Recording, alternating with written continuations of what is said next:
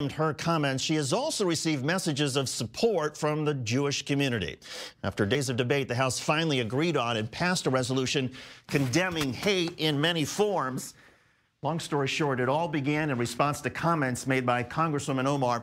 She suggested that pro-Israel lobbyists push for an allegiance to a foreign country. Some lawmakers called it anti-Semitic. Omar calls it anti-Israel. For days, Democrats fought over how to respond. They went back and forth over the wording of the resolution. In the end, last-minute additional changes made sure that nobody felt left out. The resolution that passed condemns hate against African Americans, Native Americans, and other people of color, Jews, Muslims, Hindus, Sikhs, immigrants, Latinos, Asian Americans, Pacific Islanders, and the LGBTQ community.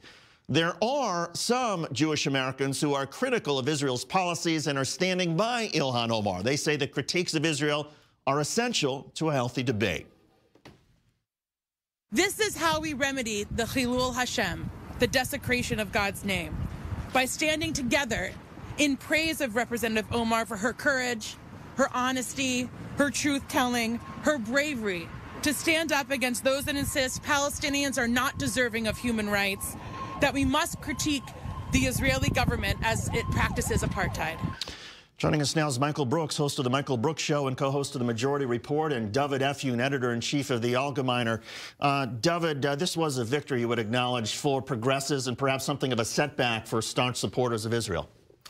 Yeah, I think that's absolutely the case. But, you know, problematic in a number of ways. And I think perhaps what it was the first sign of is what Bret Stephens called today the Corbynization of the Democratic Party. This is something that the Democratic Party has got to be very careful about, where the radical extremes, fringes of the party start to move towards the center and the mainstream and take control over some of what the party stands for. This is not the historic nature of what the Democratic Party stands for, and I think it's a great shame and tragedy that somebody like Ilhan Omar, who is an overt anti-Semite, can hold the Democratic Party by the kahunas, as they say. Michael? Well, I just want to note, first of all, you're always at a bit of a disadvantage when you're up against an accent. So I just want to have that noted in the playing field. But let's be real here. I mean, there was one group that wasn't included in that resolution, and that was the Palestinians as a people, where regular racism and dehumanization towards them is entirely accepted. The reality is that Ilhan Omar is correct on the merits. She's correct on the policy. Saying that she said this comment about dual allegiance is a great leap to begin with. And I have to say, I find it extraordinary that people on the right, who sometimes accurately, by the way, not always, but sometimes accurately, say people on the left, you know, jump to accusations too quickly of various bigotries and read into things. They've been reading into every single thing that the Congresswoman has said from the beginning, most of which are substantive critiques of a sovereign nation state that happens to administer a horrific regime that violates people's rights on a daily basis in Gaza, the West Bank, and even inside Israel in some respects. The new indictment about Netanyahu isn't just garden variety corruption. It involves actually undermining democracy. So I support Ilhan Omar. I don't buy, and I also, in fact, support Corbyn, in fact. And the reality is that these things are going to become debated on the merits, and we're not going to have a false equivalency and actually drag down the profoundly serious issue of anti-Semitism by equating it with all criticism of a sovereign nation state that administers apartheid in reality. Look, I think this is it's quite astounding to hear somebody sit here and speak like this. I mean, you know, a recent poll came out in the UK that only 24% of British people do not consider Corbyn to be an anti-Semite. Well, you guys have done an effective job, but let's focus on Omar. You've done a great job. Let's focus. You know what? You're not going to do this to Congresswoman Omar. Focus on her. Don't worry. Let's do that. Let me try to do that. Let's try to do this, and let me set this up. Let's focus on Omar. Because this is important. This is really important. And one of the issues, Dovid, that she has argued is, look, we can agree that maybe she was sloppy, maybe she got too close to an anti-Semitic trope, but as far as the actual policy is concerned, you mentioned a minute ago that the Democrats are engaged in something radical. Is it radical to criticize the Netanyahu government in Israel for the settlement policy in the West Bank. Let's be clear about something, okay? And this is what's incredibly disingenuous about what you've just heard here. That is absolutely not what she is being accused of by people on the right and by members of her own party, the leadership of her own party. She is somebody who has accused Israel of hypnotizing the world. That has was accused a 2012 supporters, tweet, which she has already backtracked on. Excuse me, I let you speak. Don't touch me. Let me finish, please. Sure. Excuse me. She has accused supporters of the Jewish state of being motivated by money, and she has every lobby plays a role in politics. That's reality. The largest pro-Israel Jewish organization. Right, and the House passed a resolution condemning her for that. But again, to my question, is it radical to criticize the Netanyahu government for their settlement policy in the West Bank?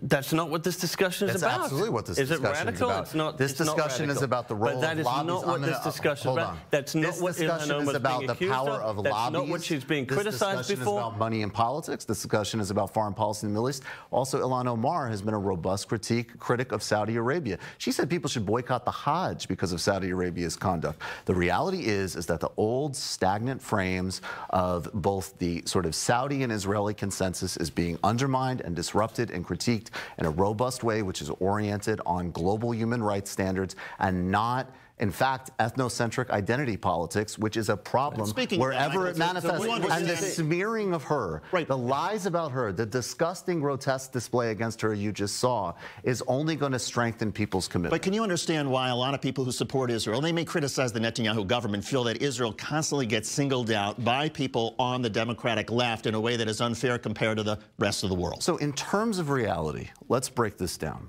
Number one, there is...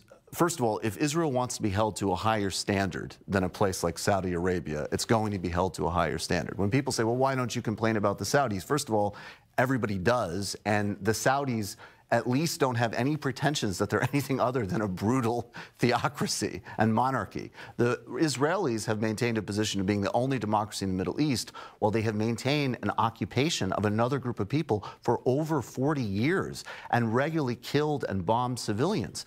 And the second standard is that, look, again, in terms of reality, Israel has not only serious and profound and systemic problems, which even poses a threat in some respects to our security, but like Egypt, we happen to fund them greatly. And so therefore, it is a different relationship. But you will find that those who criticize Israel in good faith, as many Jewish activists do, of course, are going to be actually the same people, as you see with Omar, who are questioning the relationship with the Gulf monarchies and other areas of dysfunction in Middle East policy that will never be wrong, no matter how many lies and smears people throw at her. Dovid? You know, we can have a long discussion about Middle East policy, but what you have seen tonight is disingenuity at the highest level. I agree. This is not what this discussion is about. This is not what Ilhan Omar is being accused of. Please don't interrupt. I let you speak. I let you speak. Please don't interrupt. And focus on policy. Please don't interrupt. Focus on policy. This is about a person who has come into the United States Congress and repeated, as a repeat offender, bigoted tropes against the Jewish community. She's been called out from it across the board, from within the Jewish community, from within her own party. And the concern is... people who agree with you, and look, there are plenty of people who do agree with you and may say that, you know, what she did was unconscionable, but by playing it out the way it did, by hitting back so hard at Ilhan Omar, who doesn't seem like any sort of threat to Israel or people who support Israel, the Israeli right has essentially lifted her stature. She has more power now than she did a week ago. Well, but also, let's be clear, most people about the Israeli right, right? The criticism here is coming from across the political spectrum, and it's a very specific criticism. This is not criticism about discussion of Israel. It's criticism about repeating anti-Semitic tropes. And that's the charge of Jew loyalty. That's the charge of being influenced by which we don't accept that premise. Right? And that's the charge of Israel hypnotizing the world. And every single These are the kind of tropes that you saw in Nazi propaganda. Every single person is influenced by money from every single lobby. There's no magical exemption with AIPAC, and she's right. Michael Brooks and Dovid Efune, good to have you both on. Terrific discussion. We appreciate it. Coming up...